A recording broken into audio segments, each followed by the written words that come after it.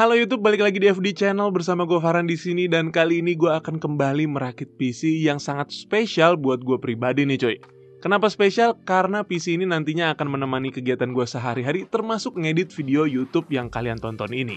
Nah, tadinya itu gue cuma mau bikin segmen upgrade PC pribadi gue aja cuy, tapi seiring berjalannya waktu, alhamdulillah banyak brand yang mau support channel gue ini untuk bikin PC pribadi gue jadi lebih enak. Banyak banget komponen yang udah gue rubah di PC ini, jadi kayaknya lebih cocok kalau gue sebut ini segmen rakit PC bukan upgrade PC. Tentunya selain performance, tampilannya ini juga bikin mood gue naik lagi untuk ngelakuin kegiatan sehari-hari coy. Tujuan gue sendiri buat ngupgrade PC ini sebenarnya cuman pengen bikin experience ngedit video di PC ini jadi lebih enak. Harapannya semoga bisa bikin produksi konten di FD Channel jadi lebih cepat lagi. Dan FYI aja, PC gue sebelumnya itu menggunakan konfigurasi i5 10400F dengan RTX 3050. RTX 3050-nya sebenarnya juga masih baru banget, gue beli itu waktu awal-awal perilisannya. Sebelumnya malah gue cuma pakai GTX 1650 polos GDDR6. Oke, sebelum gue lanjutin lagi dan jelaskan detail dari PC ini, gue mau ngingetin dulu nih buat kalian yang lagi nonton video ini, jangan subscribe. Oke. Jangan lupa untuk klik tombol subscribe-nya karena dengan begitu kalian sudah sangat mensupport channel gue ini supaya bisa lebih berkembang lagi. Dan nyalakan juga lonceng notifikasinya biar nggak ketinggalan semua uploadan terbaru di channel ini. Oke, subscribe dan nyalakan lonceng notifikasinya coy. Oke, kayaknya nggak usah basa-basi lagi, langsung aja gue jabarkan komponen-komponen yang gue gunakan di PC ini. Yang pertama untuk prosesornya, di sini gue menggunakan prosesor dari kubu AMD yaitu AMD Ryzen 7 5700X. Gue tahu sih penerus dari prosesor ini sudah hadir di Indonesia, tapi menurut gue Ryzen 7 5700X sekarang ini memiliki daya tarik yang cukup menggiurkan. Apalagi kemarin gue dapat harganya di 3,8 jutaan aja. Bisa dibilang CPU ini menjadi salah satu prosesor last gen dengan 8 core dan 16 thread termurah saat ini. Maksimum boost clock-nya juga terbilang cukup tinggi di 4,6 GHz by default. Dan jika dirasa kurang, tentu aja karena ini AMD kita bisa mentuning CPU-nya supaya bisa berjalan lebih kenceng lagi tanpa harus menggunakan motherboard yang mahal. Nah, ngomong-ngomong soal motherboard, pada project kali ini gue dikirimkan satu buah motherboard dari brand yang bisa dibilang brand ini selalu bisa membuat motherboard yang memiliki harga yang cukup kere-hore tapi punya performance yang oke. Dan ini adalah motherboard dari brand ASRock yaitu ASRock B550 PG Riptide. Motherboard ini sudah dibekali dengan 10 power paste yang tercover heatsink, 8 untuk CPU dan 2 untuk SoC.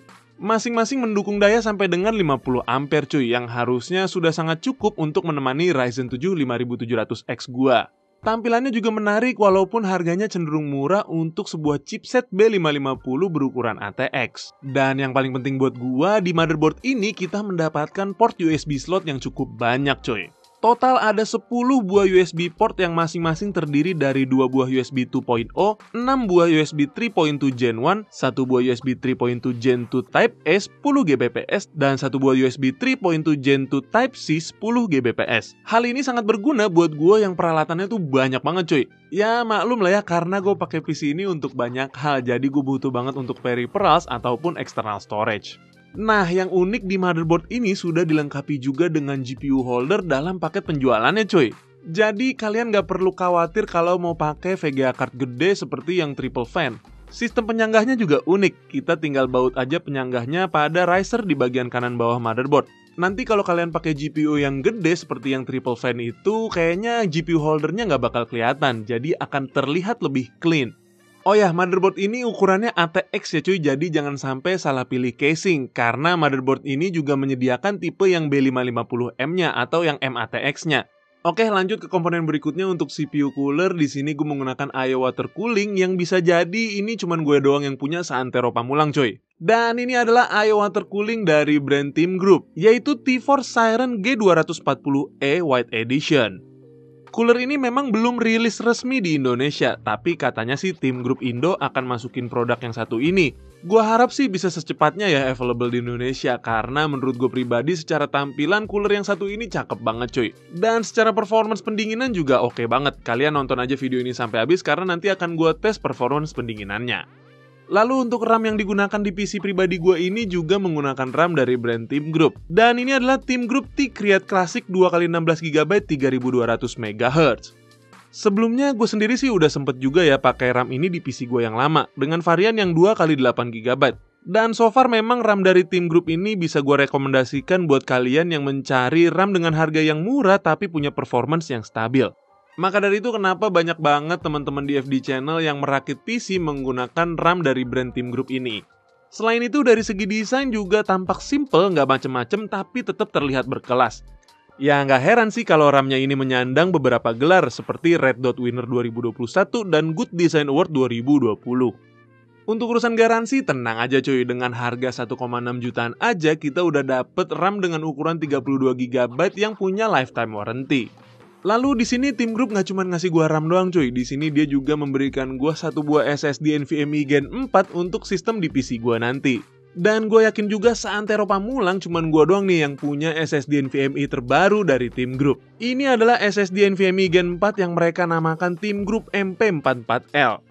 Untuk varian yang gue terima ini memiliki kapasitas 500GB dengan speed menurut data spek berada di 5GB per second untuk read dan write-nya berada di 3,7GB per second. Kecepatan yang masuk dalam kategori tinggi untuk SSD NVMe Gen 4. Dan menariknya harganya ini nggak mahal cuy. Kalau gue cek di Amazon, Team MP44L ini dibanderol dengan harga $56. Yang kalau dirupiahkan sekitar 800.000 aja. Memang Team Group MP44L ini masih di RAMless. Tapi tenang aja cuy, Team Group sendiri memberikan garansi sampai dengan 5 tahun yang bisa bikin hati lebih tenang. Sayangnya memang untuk NVMe yang satu ini masih belum dirilis secara resmi di Indonesia. Tapi kalau gue liat Instagramnya Team Group ID, kayaknya mereka sendiri udah banyak banget ngasih bocoran kalau SSD yang satu ini akan muncul atau rilis di Indonesia. Untuk performance realnya tenang aja, nanti kita akan lihat sekalian kita tes performance dari PC-nya. Kita lanjut dulu ke komponen berikutnya. Di sini untuk storage tambahan, gue masih menggunakan storage dari PC gue yang lama, yaitu satu SSD SATA 500GB dari EUTA dan dua harddisk yang masing-masing berkapasitas 1TB dan 2TB dari brand Western Digital.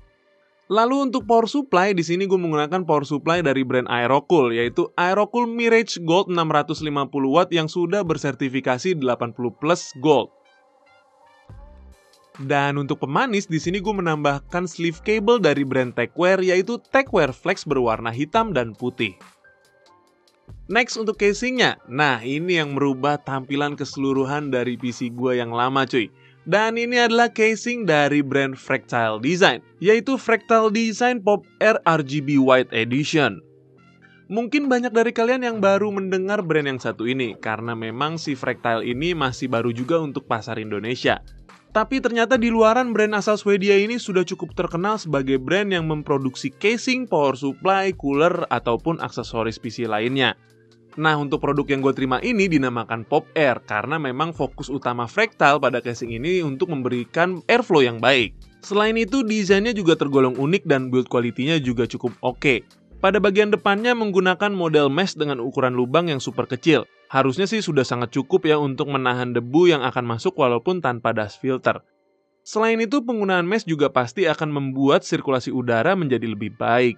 Secara desain, casing ini sih cakep cuy, tapi yang unik dan gak pernah gue lihat pada casing lain, Fractal ini memiliki sebuah secret kompartemen untuk menyimpan beberapa barang. Ya gue kurang paham sih ya, kenapa ada sebuah penyimpanan di dalam casing. Dan di sini kita bisa naruh USB, flash disk, atau mungkin juga bisa kalian taruh foto mantan di sini ya kan, biar kalian bisa mengingat-ingat setelah kalian main game. Ya pokoknya apalah terserah, mau kalian taruh di sini juga apa aja bisa. Nah ini tuh unik banget di sini cuy, karena gue nggak pernah lihat di casing-casing lainnya ya. Gue pikir ini tuh kayak rusak gitu tadinya, gue buka lepas gitu, nggak taunya emang secret compartment coy. Oh ya, casing ini juga sudah include 3 buah fan ARGB beserta RGB controllernya, yang jadi satu pada bagian I/O front panel. Jadi kalau mobile kalian belum support ARGB, kalian tetap bisa mengatur warnanya menggunakan tombol di front panel ini. Nah, pada bagian front panel ini juga selain tombol power dan tombol RGB, terdapat 2 port USB 3.2 Gen 2 Type A yang anehnya di bagian samping port Type A ini sebenarnya terdapat slot untuk USB Type C, tapi masih ditutup coy.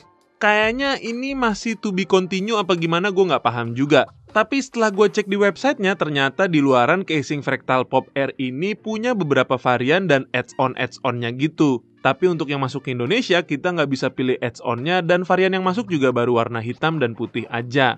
Ya, moga aja kedepannya Fractal bisa memasukkan ke Indonesia varian yang bisa kita mix warnanya dan juga kita kasih add-on-nya. Karena menurut gue bagian itu sih yang paling menarik dari casing ini. Seru kan kalau kita bisa customize warnanya sesuka selera kita. Bisa dalamnya putih, luarnya biru, bisa luarnya biru, dalamnya putih, ya terserah dah pokoknya. Kalau di websitenya sih bisa. Untuk urusan compatibility, casing ini menurut gue juga cukup lega. Kita bisa pasang VGA card sampai dengan 400 mm, lalu kita juga bisa menggunakan IO water cooling ukuran 280 di bagian depan dan 240 di bagian atas. Tapi yang perlu kalian perhatikan di sini ketika pasang IO water cooling di bagian atas, cek lagi ketinggian dari RAM kalian. Karena RAM clearance-nya menurut gua agak sedikit mepet, bahkan untuk RAM yang bisa dibilang low profile seperti T-Create Classic ini. Atau kalau kalian gak mau ribet, pasang aja water coolingnya di bagian depan cuy. Untuk kabel manajemen di casing ini udah cukup lega. Gue sih gak nemuin problem sama sekali ya. Walaupun ini kurang rapi, tapi itu mah ya karena guanya aja yang males. Untuk storage total kita bisa memasang 2 SSD SATA ukuran 2,5 inch dan 2 harddisk ukuran 3,5 inch. Untuk harganya sendiri memang agak sedikit pricey, tapi menurut gue masih sangat reasonable mengingat desain dan build quality-nya yang kokoh banget coy. Dan kita juga mendapatkan garansi yang cukup panjang karena jarang banget sebuah casing dikasih garansi sampai dengan 2 tahun. Desainnya cakep, gue suka, ukurannya gede jadi lega, mau pakai komponen apa juga harusnya masuk. Jadi menurut gue casing ini masih cukup worth it. Paling perhatiin aja ukuran dari meja kalian, jangan sampai kekecilan karena casing yang satu ini ukurannya gede. Oke, berikutnya untuk WiFi adapter di sini gue menggunakan dari brand D-Link, yaitu D-Link DWA548 dengan speed 300 Mbps. Nah, untuk VGA card yang gue gunakan di rakitan ini, bisa dibilang dia ini sedikit dianaktirikan untuk sekarang coy. Karena ya memang harga dari kompetitor bahkan kakaknya sendiri ini juga sudah turun. Dan ini adalah GPU dari Inno3D yaitu RTX 3050 Twin X2 OC 8GB GDDR6. GPU ini gue beli waktu awal-awal perilisannya di Indonesia dengan harga 5,1 juta. Dan di saat itu memang worth it-nya bukan main karena kakak-kakaknya seperti RTX 2060, 3060, bahkan kompetitornya seperti RX 6600 dan 6600 XT masih belum waras harganya coy. Tapi sekarang kondisinya udah berbalik, RTX 2060 aja harganya udah mirip-mirip atau bahkan ada yang lebih murah coy. Walaupun menurut gua pribadi performance dari 3050 ini masih sangat lebih dari cukup. Dan yang paling penting dari daya listriknya yang sangat irit apalagi kalau kita undervolting coy. Oke cuy, itu aja sih komponen yang gue gunakan di PC gue ini. Dan untuk mempersingkat durasi, kita langsung aja ya lihat performance dari PC-nya. Seperti biasa pengujian ini gue lakukan di ruangan ber-AC dengan suhu 25 derajat Celcius dan tempered glass terbuka. Nah, untuk uji sintetisnya di sini gue menggunakan 2 skenario. Yang pertama, gue jalankan default tanpa ada yang diotak-atik sama sekali. Dan yang kedua, gue coba jalankan dengan mengaktifkan fitur PBO atau Precision Boost Overdrive. Singkatnya, fitur ini bisa dibilang adalah auto overclocking untuk CPU yang disediakan langsung oleh AMD. Jadi kita nggak perlu ribet-ribet setting sana-sini. Ya, walaupun mungkin dalam penggunaan sehari-hari gue cuman pakai defaultnya aja, karena menurut gue performance standarnya aja udah lebih dari cukup. Oke, pertama-tama kita coba dulu pada 3D Mark Time Spy. Nah, hasilnya by default Ryzen 7 5700X mendapatkan skor sebesar 10.558 poin dengan suhu tertinggi di angka 56 derajat Celcius. Dan RTX 3050-nya mendapatkan skor sebesar 6.237 poin dengan suhu maksimal di angka 76 derajat Celcius. Lalu setelah kita aktifkan PBO-nya, Ryzen 7 5700X ini mendapatkan peningkatan yang lumayan pada 3D Mark Time Spy dengan skor 11.558 poin dan suhu tertinggi di angka 74 derajat Celcius. Berikutnya untuk Firestrike, PC ini mendapatkan grafik skor sebesar 16.022 poin dan fisik skor sebesar 27.945 poin dalam kondisi default. Dan jika kita coba pada PBO aktif, fisik skornya naik ke angka 29.618 poin. Next untuk Cinebench R20, pada kondisi default, CPU-nya mendapatkan skor multicore sebesar 5.062 poin dan single core di 594 poin. Dengan suhu maksimal di angka 55 derajat Celcius dan konsumsi daya di 75 watt. Lalu setelah kita coba nyalakan PBO-nya, multicore-nya mendapatkan poin sebesar 5.838 poin dan single core di 586 poin. Untuk suhu maksimalnya saat pengujian ini juga meningkat di 84 derajat Celcius dengan konsumsi daya yang meningkat juga di 148 watt. Suhu setinggi itu bukan artinya cooler yang gue pakai ini nggak bagus ya cuy, tapi karena memang saat PBO-nya diaktifkan, CPU-nya ini diizinkan untuk memaksimalkan performance dengan menaikkan voltase dan otomatis juga konsumsi daya listriknya. Lalu di sini kita juga melakukan pengujian kecepatan SSD NVMe dari Team Group yaitu Team Group MP44L. Dan pada Crystal D-Smart tercatat read-nya mendapatkan speed di angka 5 GB per second dan write-nya di angka 3,79 GB per second. Yap, sangat sesuai dengan yang diklaim oleh Team Group. Dan untuk suhunya juga masih sangat aman dan wajar untuk sebuah NVMe Gen 4. Saat idle berada di 42 derajat Celcius dan saat dilakukan pengujiannya berada di 51 derajat Celcius. Thanks to heatsink yang disediakan ASRock pada Mobo B550 PG Riptide ini, yang tentunya sangat membantu dalam proses pendinginan SSD-nya. Oke, sekarang kita langsung aja lihat performance gaming dari PC ini. Oh ya, untuk gaming, karena gue sendiri nggak bisa ngerasain perbedaan yang signifikan antara settingan default dan settingan PBO aktif dengan beberapa game yang gue punya, jadi di sini gue akan masukkan data saat defaultnya aja. Paling yang kelihatan ada perbedaannya sih di Game Pass 2021 ya, dengan settingan high di resolusi 1080p saat default PC ini menghasilkan rata-rata FPS di angka 215 FPS. Dan pada saat PBO aktif, rata-rata FPS-nya meningkat di angka 235 FPS. Sisanya sih mirip-mirip aja ya, jadi di sini gue akan kasih data saat defaultnya aja ya. Untuk game favorit gue yaitu Valorant dites pada resolusi 1080p dengan preset rata kanan. PC ini menghasilkan rata-rata FPS di angka 260 sampai dengan 310 FPS. Lalu berikutnya untuk game GTA 5 kita jalankan pada resolusi 1080p dengan preset Ultra tentunya dengan MSA kali 8. PC ini menghasilkan rata-rata FPS di angka 61 FPS coy.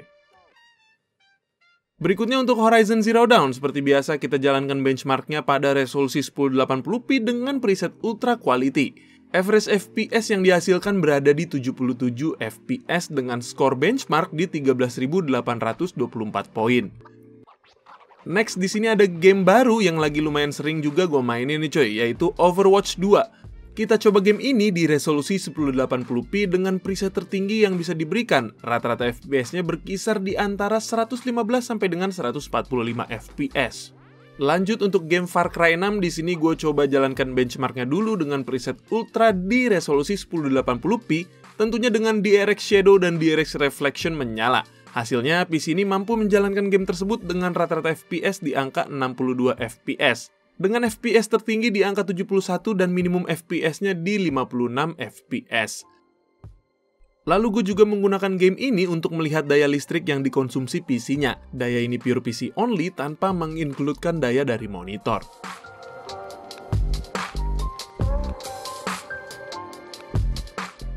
Lalu seperti ini juga kira-kira konsumsi daya listriknya saat idle dan juga saat browsing.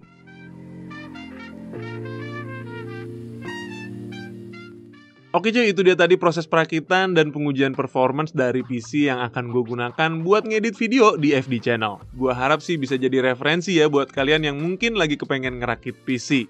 Buat kalian yang pengen ngikutin rakitan gua, tinggal cek aja di deskripsi di bawah, di situ udah gue sertakan link pembeliannya. Dan buat komponen-komponen yang belum rilis, sementara gua akan kasih rekomendasi alternatifnya. Dan kalau nanti komponennya udah available, gua akan update di kolom deskripsi juga. Secara overall sih gue puas banget ya dengan PC baru gua ini. Ya memang terkadang merefresh alat tempur kita bisa bikin mood kerja balik lagi.